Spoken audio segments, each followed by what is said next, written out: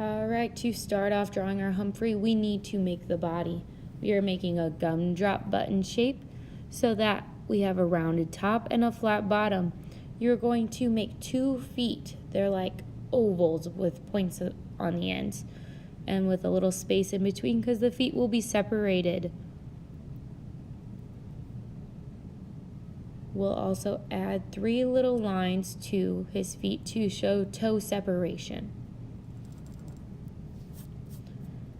The next step is drawing the ears. This part will be a little tricky, but we can get it. You're going to make a little bit floppy ears, so it's going to be a rounded shape coming out of the top of the head. You'll leave a little space towards the top that you'll have room to color in. I had to erase a lot on this area so that I can make it correctly. So you may have to erase, so we'll draw lightly when you do this so that you can erase it easier.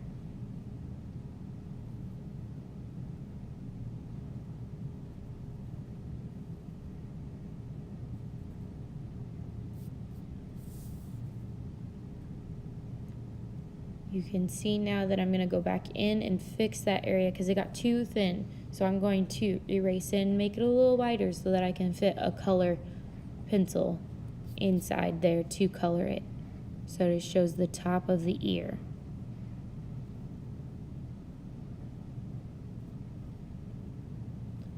Now I'm drawing the inside of the ears. We're just following the shape that we made of the ear, adding a zigzag at the bottom to show the difference of fur. The next step will be drawing the white face. Alright, so it's going to be zigzag line, more of points at the top, and you're going to make it skinny down into the mouth. You're going to make a large oval for the mouth area though of our Humphrey. If you need to pause this video at any time, go ahead and pause it. I have a triangle nose and I'm going to use 2 small circles for the mouth. I'll erase the top line towards the end of the video because I just want to use the smaller bottom line to make a U shape.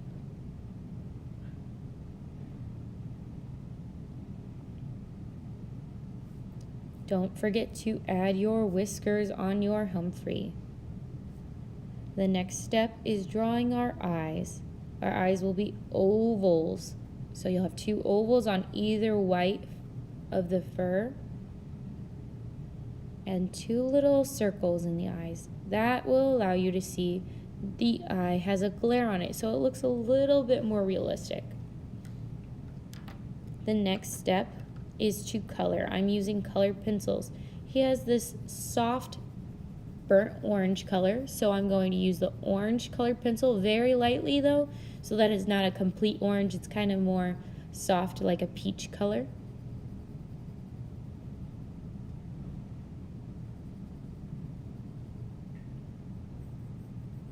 And you can see the direction I'm coloring in is up towards the top. Direction is important when you color. You can see that I'm moving it all the way up, doing it very lightly, filling in any white spots that I see.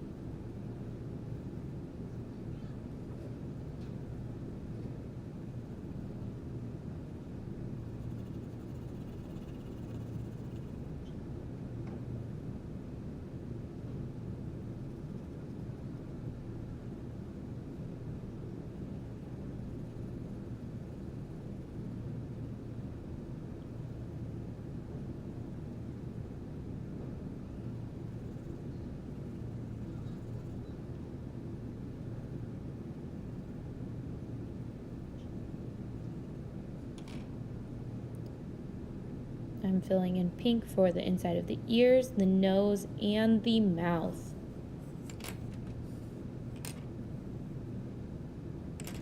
Now I'm going to go over his body with brown, and this will allow it to look more of a burnt orange color, so it allows it to darken his fur color up a little bit. So make sure that you're cautious of where and how you're coloring it with the colored pencils so that it doesn't look too streaky. You want it to look smooth and good craftsmanship.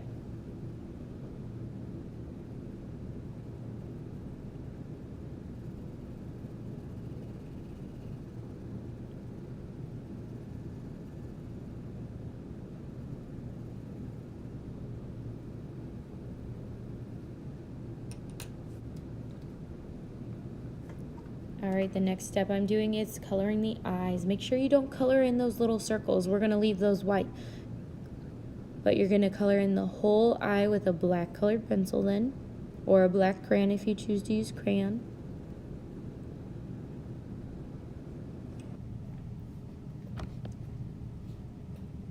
Now I'm going to change and erase that mouth a little bit.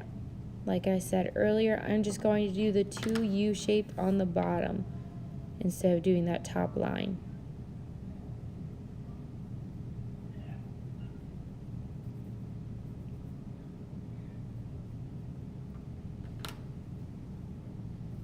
All right, one of the last steps I'm going to do is go over all my pencil lines in Sharpie. And any pencil line that I still see that didn't get covered completely up by the Sharpie, I'll go back in and erase. And that will be the final step. Once you're done with the Sharpie, your Humphrey will be completely done and have great craftsmanship.